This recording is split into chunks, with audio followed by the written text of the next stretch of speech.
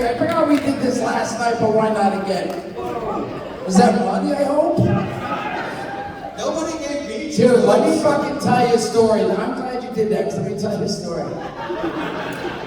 I'm not gonna do it yet, but I've been doing this thing at the end of my shows. This ain't how I usually start my shows, but because you threw something at me. I've been doing this thing at the end of my shows where I draw a picture. You know, I was at the show and usually had the merchandise. And I'm like, hey everyone, thanks for coming. Go check out the merch, beanies, pops, whatever. And there was a storm and the merch was delayed. I'm like, damn, I have no merch to sell. What am I gonna do? And I was in the back room and I was doodling and shit. I was like, you know what? I'm gonna see if anyone wants to buy this photo and shit. It's like fucking the Mona Lisa's fucking Starry Night, you know? No, it's not. It's not, it's really not. But I went out and I auctioned it off and it was awesome. I was like, I'm gonna do this every fucking show. 4 or 5 shows later, I'm sitting there and I'm like, all right guys, I'm gonna start the bidding at $37, right? And someone's at $50, $100, and all of a sudden this girl gets up and she goes, $200. And I was like, fuck yes. And then someone goes, $220. And all of a sudden she gets up, she goes, don't you fucking bid or I'll cut your fucking throat.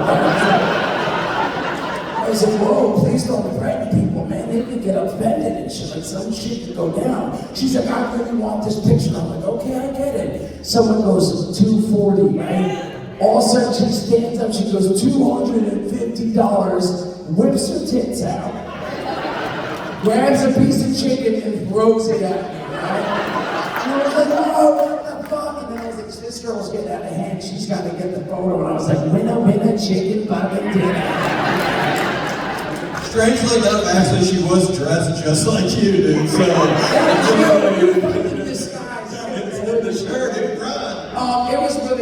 it was crazy, but it was really awesome. I've been doing the photos. We're gonna do that a little bit later. I was gonna draw a photo up here. I've never done it on stage in front of everybody, but I figured this is really weird. I've been trying to think the whole time. You know, I know a bunch of people here have said like, "Hey, I saw you in Wisconsin, and I've seen you here." And a lot of you guys have seen my amusing stories.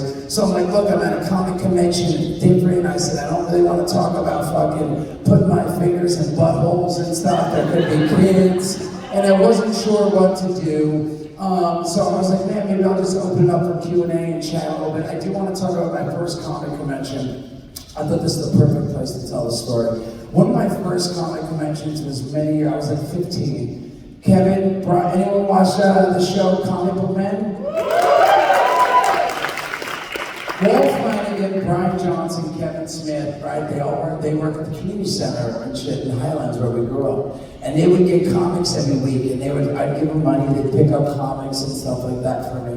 And they were like, we're going to New York, we're going to this comic convention. And this is fucking, you know, again, this is like 35 years ago and shit. So like, it wasn't like now. Now you go to comic conventions, and they're fucking huge, and there's fucking all sorts of different people and shit. Back then, it was like dudes like, hey, can I get that comic book?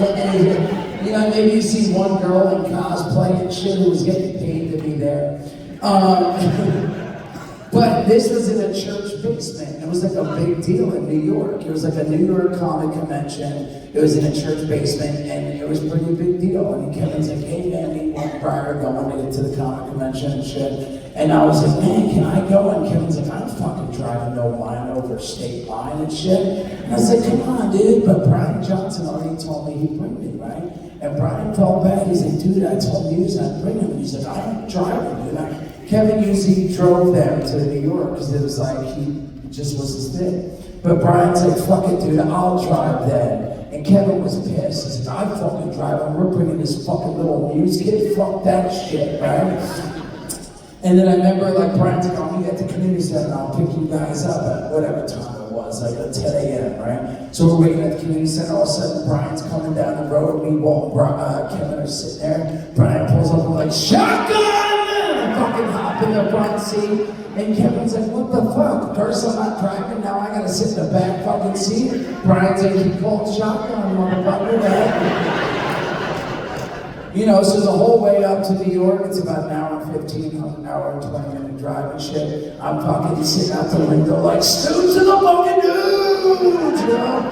Truck drivers are driving by, and I'm like, trying to get them to honk their horn and shit. I'm singing out the window, my butt cheeks and everything. And Kevin the whole time was like, he ain't fucking funny. I'm the funny one. Shit, that shit isn't funny. But Brian and Walter laughing and shit. We finally get to the comic convention and shit. I'm all excited because I've been collecting this series, Vigilante. I mean, like, yes, fuck yes, right? I was so excited, man, in the era when they were like, holy shit, Vigilante. They had a drawing of them on the computer. I was like, I can't believe they're fucking bringing them into the show. Anyway, I needed like 8 issues, right? And I get there and I'm like, dude, man, I hope I can find these 8 issues I need to complete the series. And they're like, dude, they'll definitely have it here. It's a comic convention, man. There's vendors from all over, and they all have their back issues and tons of shit and stuff. And I was like, fuck yes. And they're like, but you know what? I'll tell you right now, you should either go to Blotchy, Ching, and I was like, oh, okay. And I was like, wait, that's the name of the stores? They're like, oh no, we don't know their names or the store names. We just have nicknames, bless you. Because they said Blotchy has red blotches all over his neck and arms and shit, right? And they're like, Ching, when he gives you change, he has one of those old school change belts, right? Nickels, quarters, dimes, pennies, cha-ching, cha-ching, cha-ching, cha-ching, right?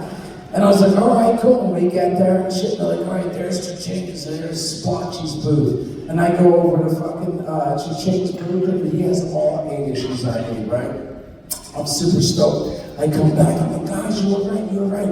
I was like, he's got all 8 issues, man. I'm super stoked.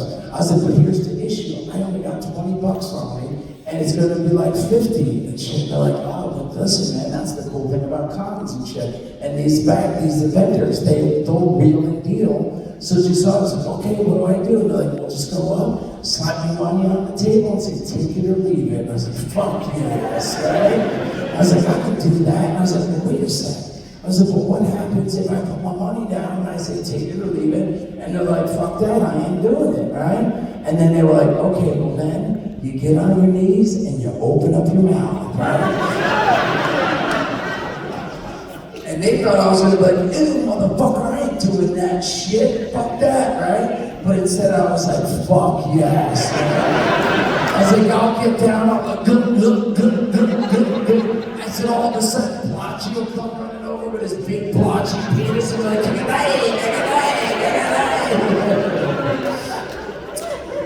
and it was fucking awesome. I got my 8 issues, the dude dealed with me, and it was like never seen. And it's so surreal to me, and I mentioned this story because seriously, it's like, this is like, again, 35 something years, maybe like 35 years ago. And now 35 years later, not only at a comic convention, I'm here at a fucking Comic Con. So thank you everybody. Scooch them up on the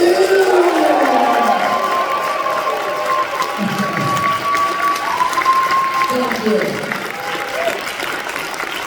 So like I said, man, I wanted to tell that story. I'm gonna tell another story. It's not as funny. Whoa, that's fucking awesome, dude. That's me right there with the red band. I mean, no, wait, that's me with this stuff. I didn't see that. Did you guys get to see this guy?